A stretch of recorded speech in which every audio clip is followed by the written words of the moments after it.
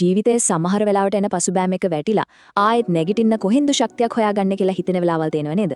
අද අපි කතා කරන්නේ ඒ වගේ වෙලාවකට සුභව දහමෙන්ම අපිට කියා දෙන හරිම ප්‍රබල පාඩමක් ගැන. ඇත්තටම මේ කතාව හිත අධෛර්යමත් වෙලා ඉන්න ඕනෑම කෙනෙක්ට අලුත් පණක් දෙනවා කියන එක නම් සහතිකයි. සමහර වෙලාවට මේ හැඟීම හොඳටම හුරු පුරුදු ඇති. කොච්චර උත්සාහ කරත් වැඩ වරදින ඉස්සරහට පාරක් පේන්නේ නැහැ අවස්ථා. අද අපි කතා කරන්නේ මේ කතාවේ හරියම වෙන්නේ ඔන්න ඔය ප්‍රශ්නට ලැබෙන අපූර්ව පිළිතුරක්. හරි එහෙනම් අපි කෙලින්ම කතාවට බහිමු. අපි කතාවේ ප්‍රධාන චරිතය තමයි සහන්.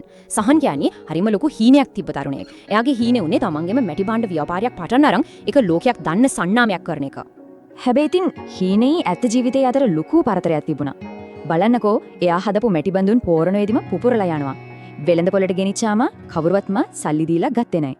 මදිවට ගමේ අය අසල්වැසියොත් hina වෙවි කිව්වේ ඕක නවත්තලා වෙන වැඩක් හොයාගන්නවා කියලා.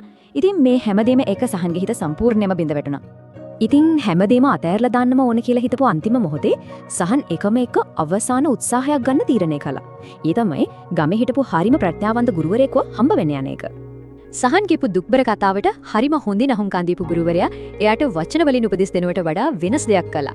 එතුමා සහන්ව එයාගේ ගෙවතට එක්කගෙන ගියා. ඒ සබාධර්මයෙන්ම ජීවිතය ගැන ලොකු පාඩමක් කියලා දෙන්න. ගුරුවරයා චීන උණ බම්බු පැලයක් පෙන්නලා මෙහෙම කිව්වා. සහන් මේ පැලේ හිටවඩට පස්සේ මුල් අවුරුදු 4 පුරාවටම අපි කොච්චර වතුර දැම්මත් පොහොර දැම්මත් පොළොවෙන් උඩට කිසිම දෙයක් පේන්නේ නැහැ. හැබැයි පස්වෙනි අවුරුද්දේදී පුදුම දෙයක් වෙන්නේ. සතියක් වගේ පොඩි කාලයක් ඇතුළත මේ ගහ අඩි 80ක් විතර උස යනවා. ඊට පස්සේ ගුරුවරයා සහන්ගෙන් හරිම සරල ඒත් ගොඩක් ගැඹුරු ප්‍රශ්නයක් අහුවා. මට කියන්න සහන් මේ ගහ ඇත්තටම අඩි 80ක් උස ගියේ සති 6කින්ද නැත්නම් අවුරුදු 5කින්ද? සහන් නිශ්ශබ්ද වෙද්දී ගුරුවරයා hina වෙලා මෙහෙම උත්තර දුන්නා. පිළිතුර තමයි අවුරුදු 5ක්. බලන්න අර මුල් අවුරුදු 4ේදී අපිට පොළවෙන් උඩට කිසිම දෙයක් පේනුනේ නැති වුණාට පොළව යටින් ඒ ගහ කරලා තියෙන පුදුම වැඩක්. ඒ තමයි දැවැන්ත ශක්තිමත් මුල් පද්ධතියක් හදාගත්ත එක. හිතන්න අර නොපෙනෙන අඩිතාලම තිබුණේ නැත්නම් සති 6කින් අඩි 80ක් උස යන්නවත් ලොකු කුණාටුවකට ඔරොත්තු දෙන්නවත් ශක්තියක් ඒ ගහට ලැබෙන්නේ නැහැ. ඊට පස්සේ ගුරුවරයා මේ මුළු කතාවේම හරිය වෙන වචන ටික කිව්වා.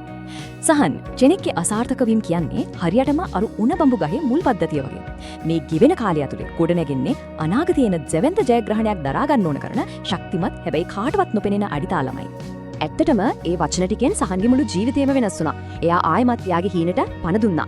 අද වෙනකොට යා රටේ ඉන්න ප්‍රධානම ව්‍යවසායකයෙක්. ඉතින් මේ උණ බම්බු ගහේ කතාවෙන් අපේ ජීවිතවලටත් ගන්න පුළුවන් විශ්වීය සත්‍යයන් පහක් තියෙනවා. අපි දැන් ඒවා එකින් එක බලමු. හොඳයි. පළවෙනි සත්‍යය. අසාර්ථකතාවය කියන්නේ අවසානයක් නෙවෙයි. ඒක දත්ත එකතු කිරීමක්. ඒ කියන්නේ හැම අසාර්ථක වීමකින්ම අපිට කියන්නේ ඉලක්කයට යන්න බැරි තවත් එක පාරක් ගැන විතරයි. මේකට හොඳම උදාහරණයක් තමයි තෝමස් එඩිසන්ගේ කතාව. විදුලි බුබුල හදන්න කලින් 10 වතාවක් ෆේල් වෙච්ච එයා මෙහෙමයි කිව්වේ. මම අසමත් වුණේ නෑ. මම විදුලි බුබුල හදන්න බැරි ක්‍රම 1000ක් හොයාගත්තා විතරයි.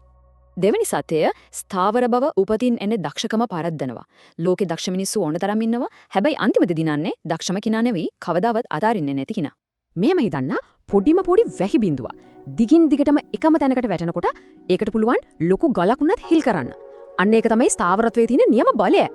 තුන්වෙනි සත්‍යය සංසන්දනය කරන එක නවත්තන්න. හැමෝගම ජීවිත ගමනට අනන්‍ය වෙච්ච කාලසටහනක් තියෙනවා. ඒ නිසා වැදගත්ම දේ තමයි තමන්ගම පාරේ තමන්ගම වේගෙන් යන එකට අවධානය දෙන එක. මේක හරිම ලස්සන උපමාවක්. ඉරයි හඳයි දෙන්නම බබලනවා. ඒ දෙන්නම බබලන්නේ එයාලට අයිති වෙලාවට. අන්න ඒ වගේ තමයි හැම සාර්ථකත්වයකටම નિયમિત වෙලාවක් තියෙනවා. ඒ නිසා අනිත් අය යන වේගය දිහා බලලා පීඩනයක් ඇති කරගන්න ඕනේ නැහැ. හතරවෙනි සත්‍යය. පීඩනය තමයි වටිනාකම හදන්නේ. සාමාන්‍ය ගල්ලඟුරු කෑල්ලක් කාලයත් එක්ක අධික පීඩනයකට ලකුණාම තමයි මිල කරන්න බැරි දියමන්තියක් බවට පත් වෙන්නේ.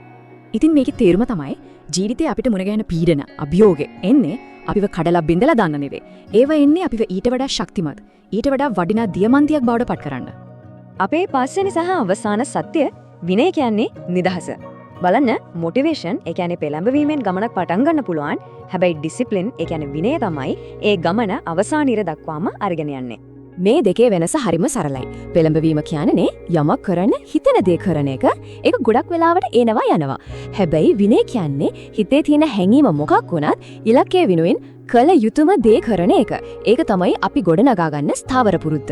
ඉතින් අපි ආයමත් චීන උණ බම්බු ගහේ පාඩමට යමු.